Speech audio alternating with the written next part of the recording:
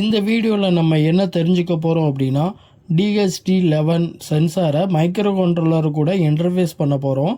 So DHT11 sensor அப்படின்றது என்ன பர்பஸ்க்காக யூஸ் ஆகும் அப்படின்னா அட்மாஸ்ஃபியரில் இருக்கக்கூடிய temperature level and humidity level. So இந்த ரெண்டு விதமான பேராமீட்டரை நம்ம மானிட்டர் பண்ணுறதுக்கு இந்த DHT11 சென்சாரை யூஸ் பண்ணலாம்.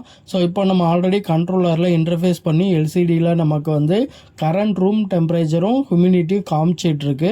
இப்போ நான் என்ன பண்ணுறேன் அப்படின்னா டெம்பரேச்சர் லெவலை இன்க்ரீஸ் பண்ணுறதுக்காக ஒரு சால்ட்ரிங் டிப் எடுத்து ஹீட் பண்ணுறேன். ஸோ அந்த இடத்துல பார்த்திங்கன்னா டெம்பரேச்சரோட லெவல் அப்படின்றது நமக்கு இன்க்ரீஸ் ஆகிறது எல்சிடி டிஸ்பிளேயில் என்ன பண்ணலாம் அப்படின்னா பார்க்கலாம்.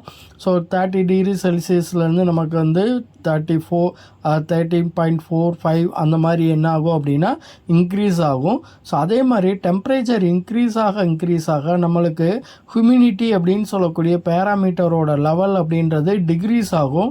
ஸோ சைமல்டேனியஸாக ரெண்டுமே இன்க்ரீஸ் ஆகும். அதாவது டெம்பரேச்சர் இன்க்ரீஸ் ஆகும்போது ஹியூமிடிட்டி குறையிறத நம்மளால் என்ன பண்ண முடியும் அப்படின்னா ரியல் டைமில் பார்க்க முடியும். ஸோ ஒரு ரியல் டைமில் டெம்பரேச்சர் அதிகமாக இருக்கும்போது நமக்கு ஹியூமிடிட்டியோட லெவல், அதாவது ஈரப்பதம் அப்படின்னு சொல்லுவோம் இல்லையா, காற்றில் இருக்கக்கூடிய ஈரப்பதத்தோட லெவல் அப்படின்றது கம்மியாக இருக்கும் அப்படின்றது தான் ரியல் டைம் கான்செப்ட்டு. ஸோ அதுதான் இங்கே நமக்கு என்ன ஆகுது அப்படின்னா ப்ரூஃப் ஆகுது. இப்போ டெம்பரேச்சர் கொஞ்சம் கொஞ்சமாக கம்மியாகுது அப்படின்னா இப்போ நான் என்ன பண்ணிட்டேன், சால்ட்ரிங் டிப்பை ரிமூவ் பண்ண உடனே நமக்கு டெம்பரேச்சரோட லெவல் அப்படின்றது கொஞ்சம் கொஞ்சமாக குறைய ஆரம்பிக்கும்.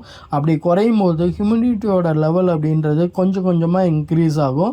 ஸோ நம்ம அதை லைவாக நம்மளோட எல்சிடி டிஸ்பிளேன்னு என்ன பண்ணிகிட்ருக்கோம் அப்படின்னா பார்த்துட்ருக்கோம்.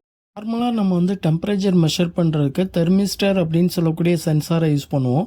பட் அந்த சென்சாரில் நம்ம தெர்மிஸ்டர் அப்படின்றதுல டெம்பரேச்சர் மட்டும்தான் மெஷர் பண்ண முடியும். பட் இங்கே DHT11 சென்சாரில் டெம்பரேச்சரும் மெஷர் பண்ணிக்கலாம், ஹியூமிடிட்டியும் நம்மளால் என்ன பண்ணிக்க முடியும்னா மெஷர் பண்ணிக்க முடியும்.